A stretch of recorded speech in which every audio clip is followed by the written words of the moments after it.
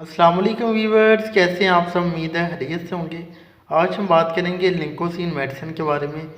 लिंकोसिन medicine जो है ये किस पर्पज़ के लिए यूज़ की जाती है, इसके कौन कौन से हेल्थ बेनिफिट्स हैं, मार्केट में कौन कौन सी फार्म्स में अवेलेबल है, अगर इसको यूज़ किया जाए तो कौन कौन से कॉमनली साइड इफ़ेक्ट देखने को मिल सकते हैं, कौन से पेशेंट इस मेडिसिन को यूज़ ना करें, इस मेडिसिन को इस्तेमाल करने का तरीका क्या है, इसकी डोजेज क्या है, प्रेगनेंसी एंड लैक्टेशन मदर में ये सेफली यूज़ की जा सकती है या फिर नहीं, और इस मेडिसिन की प्राइस क्या है।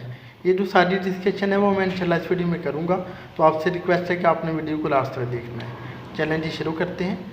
दोस्तों, लिंकोसिन मेडिसिन की फार्मूलेशन की बात करते हैं तो इसमें जो साल्ट मौजूद है वो है लिंकोमाइसिन हाइड्रोक्लोराइड मोनोहाइड्रेट। अगर हम इसकी स्ट्रेंथ एंड अवेलेबिलिटी की बात करते हैं तो ये मार्केट में आपको 3 फॉर्म्स में मिलेगी। ये मार्केट में आपको capsule, injection and suspension 3 forms में मिल जाएगी। अगर हम स्ट्रेंथ की बात करते हैं तो कैप्सूल जो है मार्केट में आपको सिर्फ और सिर्फ 500 mg की स्ट्रेंथ में मिलेंगे। जो इंजेक्शन है वो मार्केट में आपको मिलेंगे एम्प्यूल्स फॉर्म में। लिंकोसिन इंजेक्शन 300 mg पर ml की स्ट्रेंथ में एंड लिंकोसिन इंजेक्शन 600 mg पर 2 ml की स्ट्रेंथ में। जो सस्पेंशन है वो मार्केट में आपको मिलेगा 250 mg पर 5 ml की स्ट्रेंथ में। बात करते हैं इसके इंडिकेशन यानी यूजर्स की, तो दोस्तों ये बेसिकली एक एंटीबायोटिक ड्रग है जो कि मुख्तलिफ किस्म के बैक्टीरियल इन्फेक्शन को क्योर करने के लिए यूज़ की जाती है। ये बिल्कुल क्लिंडामाइसिन जो ड्रग है उसी की तरह ही काम करती है। बात करते हैं कि कौन कौन से बैक्टीरियल इन्फेक्शन को क्योर करने में ये मदद देती है।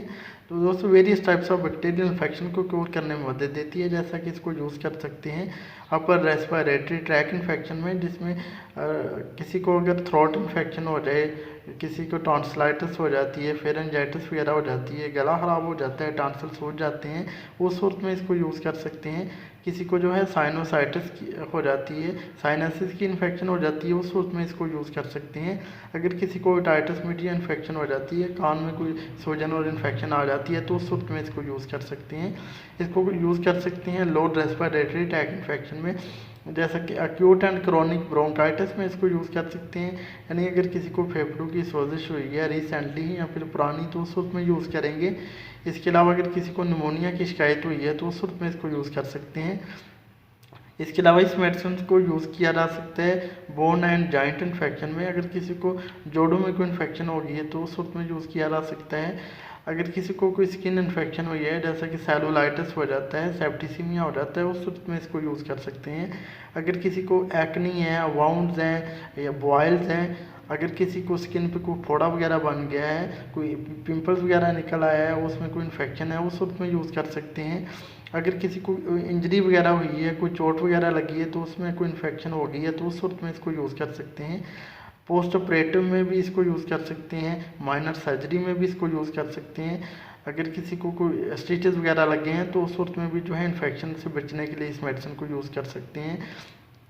मोस्टली इस इंजेक्शन को इस मेडिसिन के जो इंजेक्शन हैं बच्चों में यूज़ किए जाते हैं खांसी, नज़ला, ज़ुकाम, बुखार, गले ख़राब के लिए, या फिर जो बच्चों को एलर्जी की रिएक्शन होते हैं, जिल्द पे दाने बनते हैं, फोड़े फिंसियाँ बनते हैं, एब्सेसेस हो जाती हैं, उन सूरतों में जो है इंजेक्शन को यूज़ करते हैं।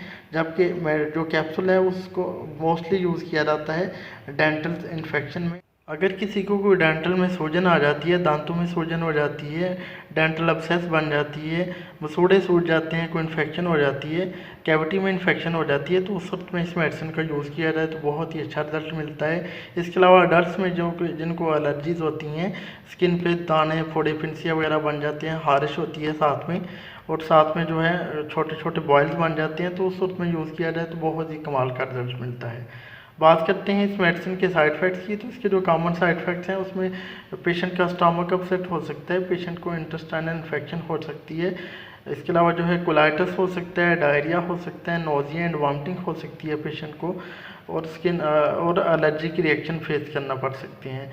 तो ये कुछ साइड इफ़ेक्ट देखने को मिल सकते हैं। बात करते हैं इसकी डोजेज की, तो इसकी जो डोज़ है पेशेंट की age, weight and medically condition wise ही रिकमेंड की जाती है। इसकी जो यूजुअल डोज़ है, अगर कैप्सूल फॉर्म में यूज़ किया जाए तो एक कैप्सूल जो है दिन में 2 दफ़ा यूज़ करवाया जाएगा, यानी 1000 mg की स्ट्रेंथ में जो है लिंकोसिन कैप्सूल यूज़ कर सकते हैं 2 डिवाइडेड डोजेज में। अगर इंजेक्शन की बात करें तो अडल्ट में जो है 600 mg पर 2 ml का इंजेक्शन जो है वो 24 घंटों में एक लगाया जाता है। बाकी डिपेंड करते हैं पेशेंट की इन्फेक्शन की सीवेरिटी पे। अगर डोज को बढ़ाना पड़े तो अगर बहुत ही सीवियर कंडीशन हो तो इसको 8 ग्राम तक भी इंजेक्शन को लेके जाया जा सकता है। बात करते हैं इसके रूट ऑफ एडमिनिस्ट्रेशन की, यानी इसको किस तरह इस्तेमाल कर सकते हैं। तो जो कैप्सूल है उसको 1 गिलास पानी के साथ निगला जाता है खाने के बाद, दिन में 2 दफ़ा यूज़ किया जाता है। अगर इंजेक्शन की बात करें तो इंजेक्शन को इंट्रामस्कुलर एंड इंट्रावेनस दोनों तरीके से लगा सकते हैं। इंट्रामस्कुलर लगाना हो तो उसको जो है कोशिश करें कि इंट्राग्लूटियल मसल पे लगाएं, हिप पे लगाएं। अगर इंट्रावेनस लगाना हो तो डायरेक्ट आईवी कभी भी ना दें, इसको डाइल्यूट करें हमेशा और डाइल्यूट करके जो है इसको लगाएं। बात कर लेते हैं जी कि प्रेगनेंसी एंड लैक्टेशन मदर में सेवडी यूज़ किया जा सकता है या फिर नहीं। तो प्रेगनेंसी एंड लैक्टेशन मदर में इसको सजेस्ट नहीं किया जाता क्योंकि ये सेव नहीं समझा जाता। इस वजह से प्रेगनेंसी में एंड लैक्टेशन मदर जो ब्रेस्ट फीडिंग करवाती हैं बच्चे को, उनमें इसको यूज़ नहीं करवाया जाता। बात कर लेते हैं अभी इस मेडिसिन की प्राइस की। तो जो कैप्सूल हैं उसकी जो प्राइस है 168 रुपीज़ और एक पैक में जो है 12 कैप्सूल्स होते हैं। बाकी इंजेक्शन की जो प्राइस है वो इंजेक्शन पे लिखी होगी। तो जो प्राइस है वो डिपेंड कर सकती है, सिटी वाइज वेरी कर सकती है, ब्रांड वाइज वेरी कर सकती है। तो उस वाले से आपने परेशान नहीं होना। ये था एक छोटा सा ट्यूटोरियल लिंकोसिन मेडिसिन का। उम्मीद है आपको हमारी वीडियो पसंद आई होगी। अगर हमारी वीडियो पसंद आई तो प्लीज़ इसे लाइक और शेयर कीजिएगा। हमारे चैनल नईम हेल्थ केयर को सब्सक्राइब कर दें और साथ वाले बेल आइकन को दबाना ना भूलें ताकि हर नई वीडियो की जो नोटिफिकेशन आपको टाइम पे मिल सके। अब जा दीजिए अपने दोस्त नईम हेल्थ को, मिलते हैं नेक्स्ट वीडियो में। अपना ख्याल कीजिएगा। ओके जी, अल्लाह हाफिज़।